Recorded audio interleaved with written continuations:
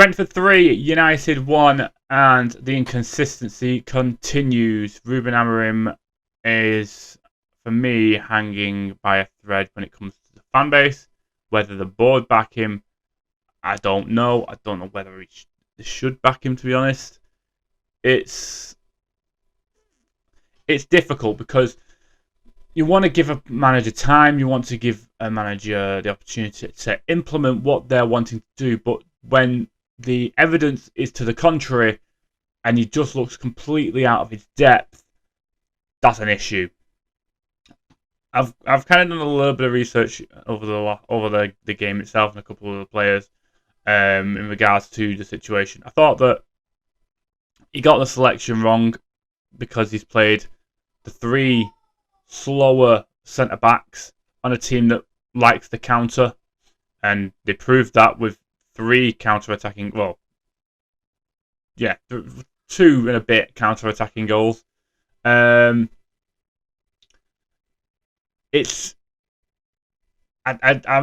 running out of adjectives and description words to basically say what I'm thinking about the situation.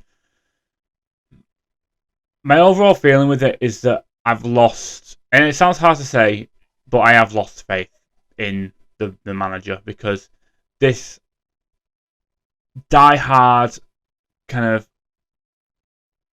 wants to not change things in terms of a system, and it's not working. Like, adaptation is everything within football. You need to be able to adapt to teams you're playing against, whether it be Liverpool or Wolves. You need to be able to adapt to every single team you play. No team plays the same.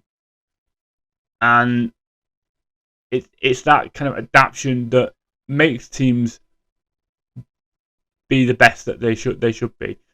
So Alex Ferguson, who is the greatest manager of all time, and you can argue as much as you want, but I think he is, he had adaptation within it. He adapted teams, whether it be season on season, whether it be game by game, he adapted teams. And that is something that's not happening with Amorim. He is not seeing this, what everyone else is seeing, it seems, which is that this, whether it be the formation, whether it be the personnel, whatever it is, it's not working. It's just not working. I keep saying that there's positives within the side when we do get results and it looks like progression, but then we have these moments, and it's basically one step forward, two steps back. And in that sense, you are going backwards, and we're going further and further back. I wanted to pick out a couple of things that I've found. Firstly, Altay Bayındır. Now,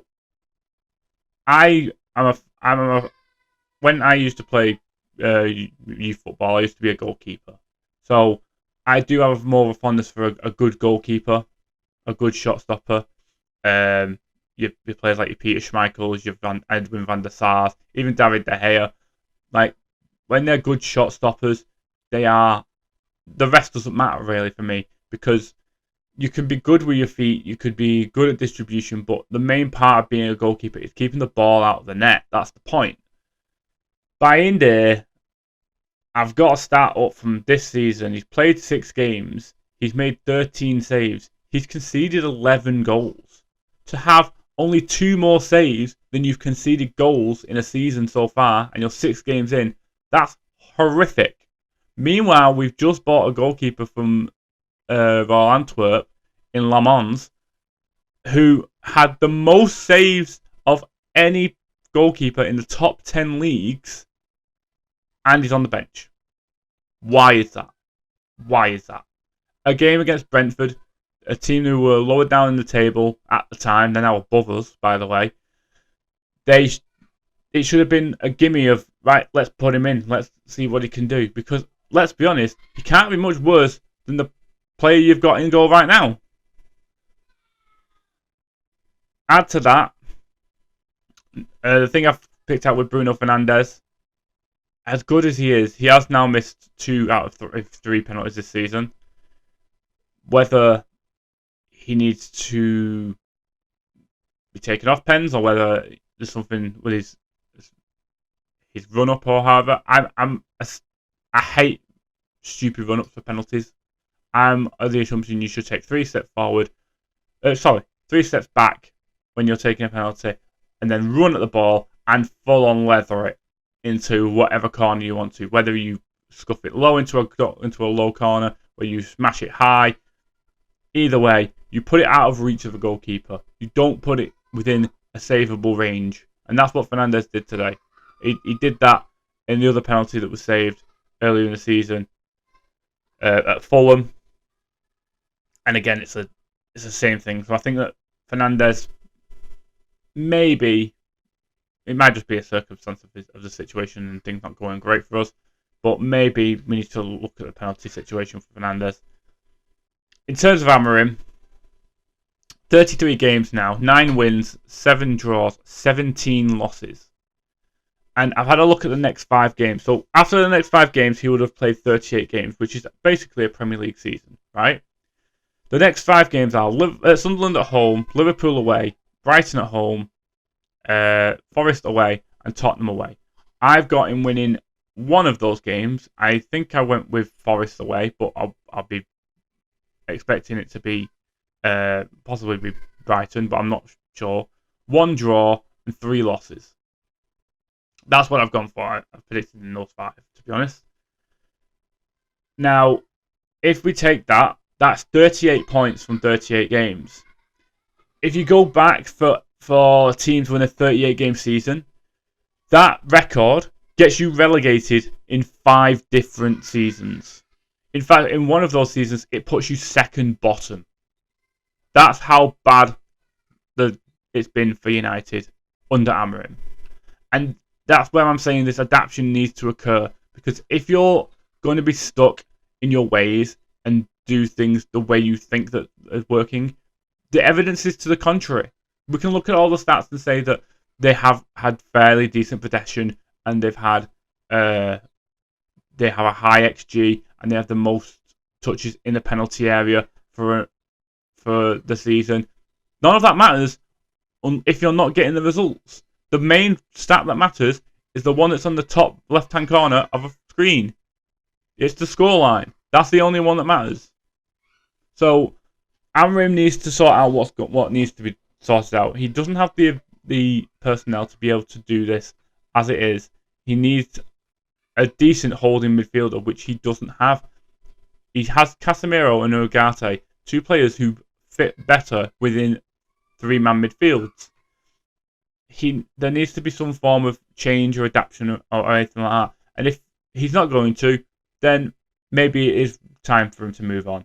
The problem with that, though, is who comes in. Because I don't see a candidate that willingly comes to United the way in the situation it is. The only person I can think of that is a possible coming into United was Unai Emery, just due to the fact that how Villa have started off poorly this season. They've not backed him in the transfer window. They've just lost Monchi there.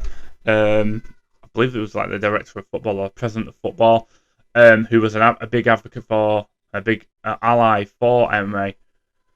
He's the only man I can see who I'd say would come in.